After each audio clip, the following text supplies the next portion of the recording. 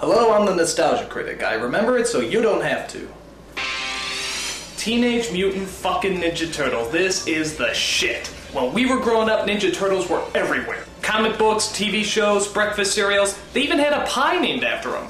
It tasted like splooge, but we didn't care. As long as it had the Ninja Turtles on it, we were happy. So when we heard they were actually making a live-action movie based on this phenomenon, we proudly pissed our pants with joy. We shit ourselves with excitement. We vomited up vast amounts of excrement, shit on it, rolled around in it, put it back in our mouths, and proceeded to vomit it up again in roaring anticipation. Okay, maybe only I did that, but still, bottom line, we were hyped as hell. These movies kicked ass back then, and I'm sure they're gonna kick ass now. Which is to say I haven't actually seen these movies in years, but that's why as a special treat, I'm gonna sit down and review the movies with you as you're watching it with me. So, grab your vintage Teenage Mutant Ninja Turtle box of cookies and enjoy the show. Just watch the movie. Alright, New York. So far, so good. Actually, I like this opening because it doesn't even look like a Ninja Turtles movie. This could be the opening to Shaft. Watch. Who's the black private dick that's a sex machine to all the chicks? Shaft! You see? April O'Neil, Channel 3. Whoa, whoa, whoa, whoa, whoa, whoa, whoa, whoa, whoa. Who is that? April O'Neil. No. Listen, lady, I'm sure you're a fine actress and everything, but, you're not April O'Neil. No. This hot honey you see here is April O'Neil. Yellow jumpsuit, nice legs. Damn, she's fine. So come on, where's the real April O'Neil? Come on, cough her up. Just what is going on out there, April? Okay. Alright, no, that's cool, you know, no problem. I mean, at least we still get to see her in the yellow jumpsuit, right? Oh, come on! That's not a jumpsuit, that's a raincoat! There is a difference. Look, you watching? I'll show you the difference. Here, watch close. Jumpsuit, raincoat. Jumpsuit, raincoat. Jumpsuit, raincoat. Jumpsuit, raincoat. Jumpsuit, raincoat. They're nothing alike! All I gotta say is the Turtles had better be a hell of a lot better.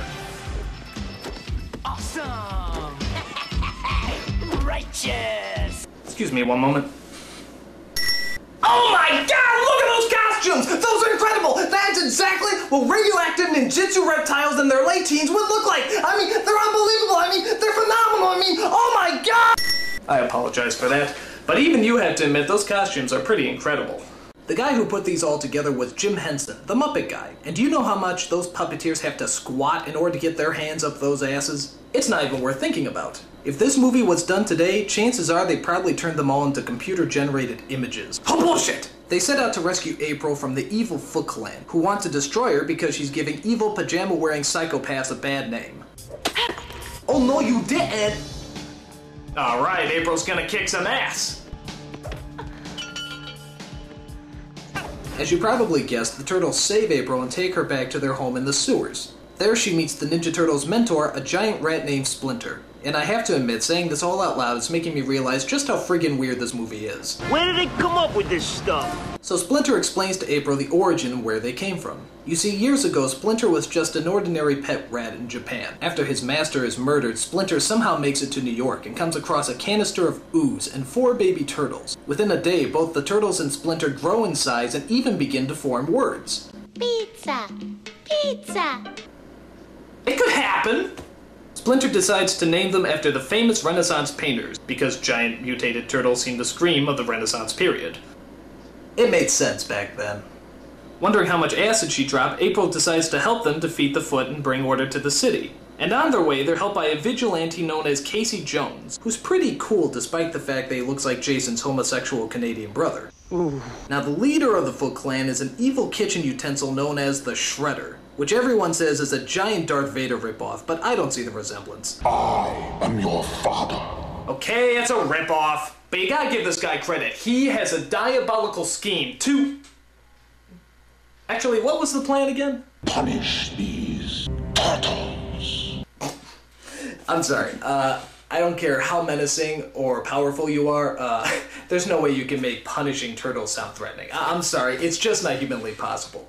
But, you see, he is using kids and teenagers to fight his battles. If you went up to a hitman and said you wanted them to hunt down some turtles, they'd probably laugh in your face. However, if you get a bunch of stupid kids, stone them off their asses, get dressed up in shiny metal, recruit them to be ninjas, and then ask them to hunt down some turtles? Dude, sign me up! Awesome! My only problem with this plan is the costumes they're assigned. I mean, I know they're supposed to be ninjas and everything, but those costumes are so tight, I don't even think they can talk.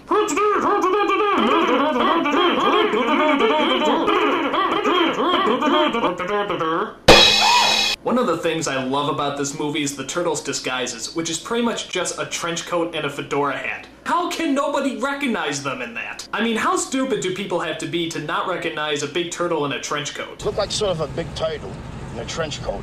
The movie comes to a thrilling climax at the top of a tall building, where the Shredder challenges our heroes to a man-on-turtle brawl. And of course, being the Ninja Turtles, they get their green asses handed to them. What point did we lose control here? But all that changes when Splinter comes into the picture. It's Sensei versus Sensei, giant rat versus giant cheese grater. The battle of all battles begins. Here it goes. This is gonna be good. Here it comes!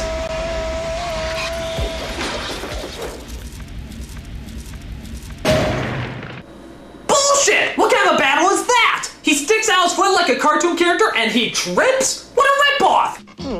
All I gotta say is the next film had better be a lot better.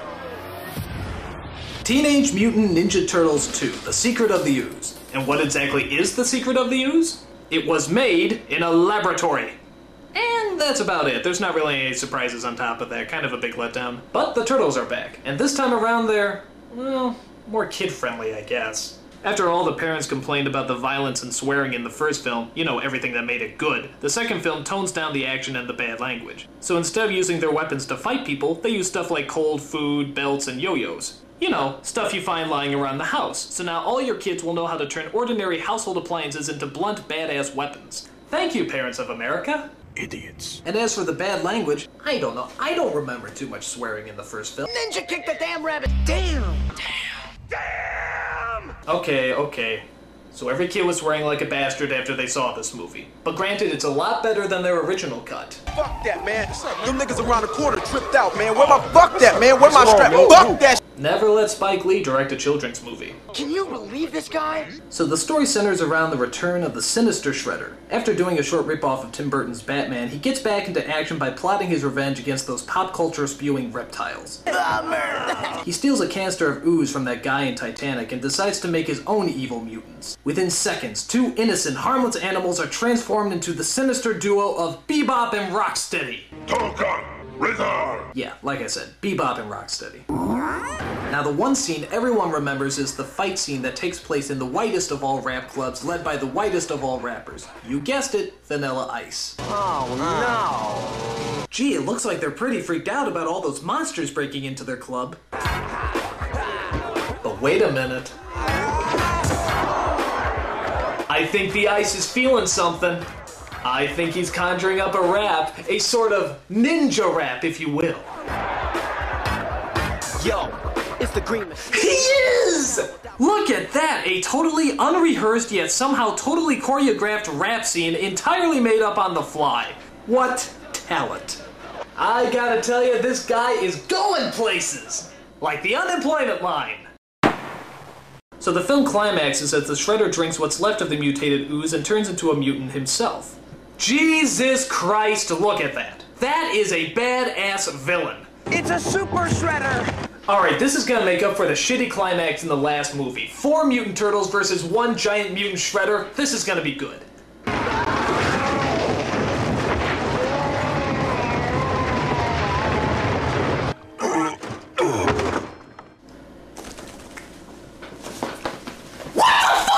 Are you telling me that a regular shredder can survive a 7-story fall and a dump truck crushing him, and yet a super shredder can't survive a bunch of wood falling on him? Bullshit! Bullshit! Bullshit! You know, I'm starting to realize that, these movies aren't quite the masterpieces I remember them to be.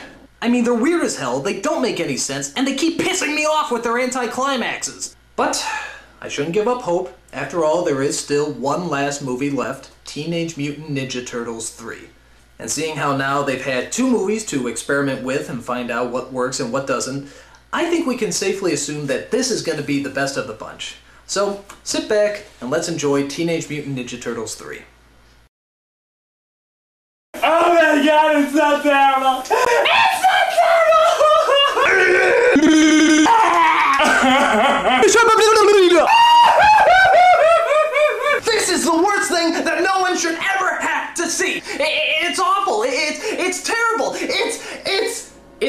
bad, I am forced to make up a word to describe how bad it is. This movie is horribifuckus. It's the most horribifuckus movie I've ever seen in my entire life. Okay, like I said, these movies aren't the masterpieces we remember them to be. But it's best not to look at them as movies, but more as a homework assignment. Make a movie about 4 mutated turtles in their late teens who are named after Renaissance painters, led around by a giant rat, know ninjutsu, eat pizza, dress up like flashers, fight a guy who's named after a cheese grater, and make it plausible. And you know what? With the exception of the last movie, I'd probably give this project an A. Minus, but still an A. I'm a nostalgia critic. I remember it, so you don't have to.